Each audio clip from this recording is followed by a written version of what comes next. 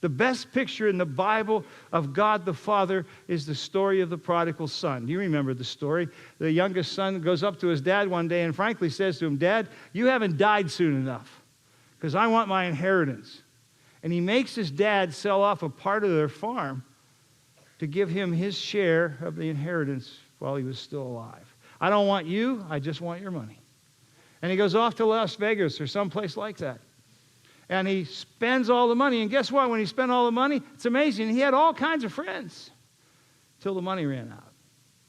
And then he gets to a point where the only job he can get is feeding pigs. Do you know how insulting that is to a Jewish person?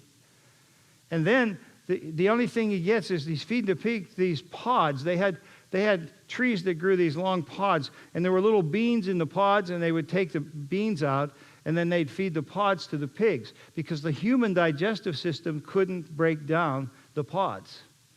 And this man had him feeding the pigs with the pods that he couldn't even eat. And he begins to think, he says, my dad has the biggest farm in our county. And he said, I know I could never be his son again. I threw that away. But maybe he'd hire me as the hired help, and at least I'd have something to eat. And I love this phrase. It says, and he came to himself. He got rid of the stinking thinking he was believing in. He started to say, if I go home, maybe Dad will help.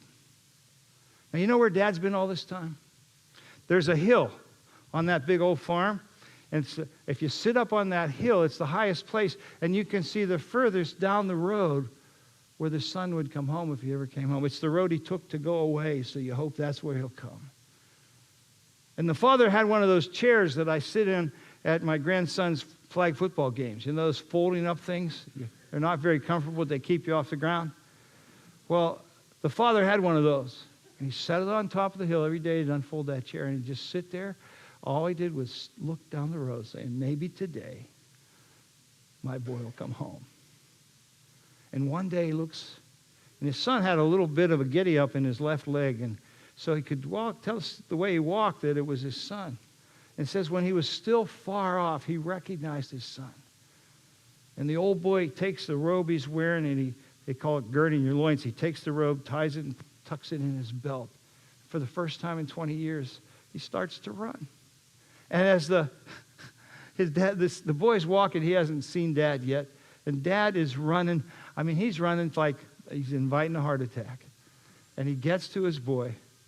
This is unbelievable because the phone rang in the last service at this exact same time. Are we done with the phone? Meanwhile, the commercial's over, back to the story.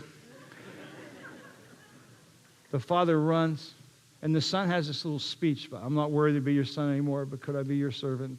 He doesn't ever get to give the speech because the dad just wraps his arm around him, puts a ring on his finger that says, you're part of the family, kills the calf so they can celebrate his coming home. That's the picture of God with you. God the Father is dying for you. He already has. He's dying for you to start towards him, and he'll run towards you. Isn't that beautiful? That's what this is saying to us.